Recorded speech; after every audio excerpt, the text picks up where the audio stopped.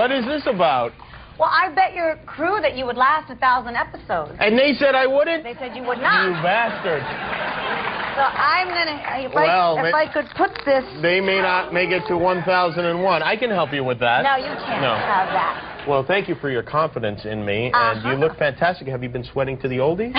You know, I wore so much bling because I had to compete with Richard Simmons. That's right. I was like, I feel really shiny. Richard Simmons is on.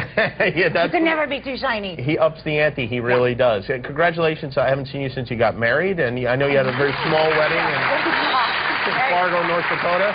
It's very intimate. You guys had a huge wedding. Was it fun? Was it everything you imagined it would be? It was. It was so fun. I haven't talked to you since the wedding? No, we haven't spoken. Well, I used your gift. You did. You sure did. And I'm going to show people that right now. Now, this is a giant wedding cake. That is a big wedding cake. What flavor is it? It's buttercream inside. Buttercream, delicious. But it's red. Don't show that to Richard. He'll go nuts. And on top of the cake, we're zooming in here, is the gift that I gave you, and that gift is your cake top, the bride and groom. There's your husband, NBA star Tony Parker, and tiny little you right there. And I have to say, I was so thrilled that you guys you really used it for your wedding. Of course. It was such a beautiful wedding, and then you spoiled it with our stupid little thing. I know the person who made the wedding cake was like, I brought it out, and I go, oh, we got to put this on the wedding cake, and she just finished it, and she goes, really? Really? I was like, yeah. Because, you know, actually wedding cake tops are hard to find when you're a biracial couple. Oh, how about that? So, see, I solved yet another of the world's problems. Yeah. Yeah. Yes. Well, congratulations. And how is everything going marriage-wise? Good. It's great. It's going well? Yeah. I just celebrated my birthday, and Tony and I are like really big competitors with surprises. Oh, you are? Yeah. Oh, that's nice. He did a huge surprise for me. One of our favorite games is Clue. You guys remember Clue? Like, Mrs. Scarlet in the lounge with the candlestick. So when I flew into San Antonio, he had all the Clue characters, real people, actors from LA that do this.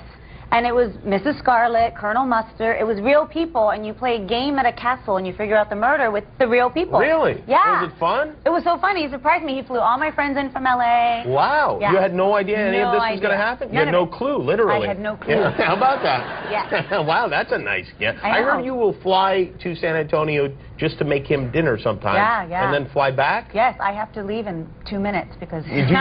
That's a terrible precedent to set. You shouldn't do things like that, because then you have to do them for the whole rest of your marriage. For the rest of our lives? I don't mind. Because you remember when you used to fly back and make me dinner? I know you don't mind now, but after a while it's going to be like, you know what? Order a pizza. Yeah. No, I do. I flew, one time I flew to Geneva for dinner, to have dinner with him, and I flew back. Really? Yeah. Wow. Yeah. What'd you guys have? I don't remember. Well, it seems like that was... I didn't cook, so I don't remember. I didn't cook. You do a lot of cooking. In fact, you just opened a restaurant down the block from us called Besso. No, I haven't been there, but your chef was here, and he cooked a little something. Did he? And it was delicious, yes. It's like 2 blocks from here. It's 2 blocks. You guys should all go tonight. Right down the street, yeah. Yeah, it's We'll all go. It is good. And have you always dreamed of having a restaurant? I wasn't a dream of mine to have a restaurant, but I'm a big cook. I love to cook. I'm not a chef, I'm a cook. And I cook all the time for my friends, like every week, like 20, 40 people in my house. We have game night, and I play, and I cook. And so I feel like it's just an extension of like my living room. It's a Tex-Mex restaurant? It's an international restaurant with Spanish flair. Oh. So we have, you know, fishes and meats, but we have tortilla soup and guacamole and... I can tell the food's good just by the way you pronounce it. It is good. There's a video of you, actually, let's roll that video real quick and tell us what's happening here, because you actually brought tacos to the paparazzi, which I don't think is a good, it's like feeding pigeons.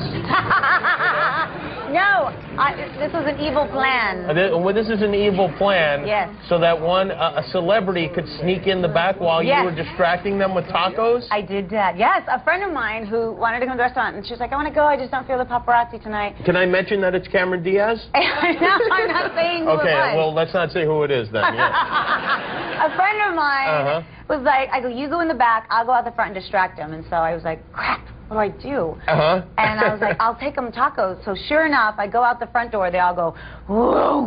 And she went right in the back. Nobody saw her. And then we did the same thing on the way out. But I brought out churros instead, the dessert. Really? Yeah. Well, you know what? They're going to start flocking to your place. They're going to be covering both doors. Yeah, I don't think that was a good... You really got to think about long-term strategies with stuff like this. I know. But that's what we're going to focus on in the next segment. Well, they're not very smart people. They're not. They'll fall for anything. Well, good. All right. Well, when we come back, I want to talk to you about Desperate Housewives, which is a lot of weird things are going on the show. Eva Longoria Parker is here, everybody. We'll be right back.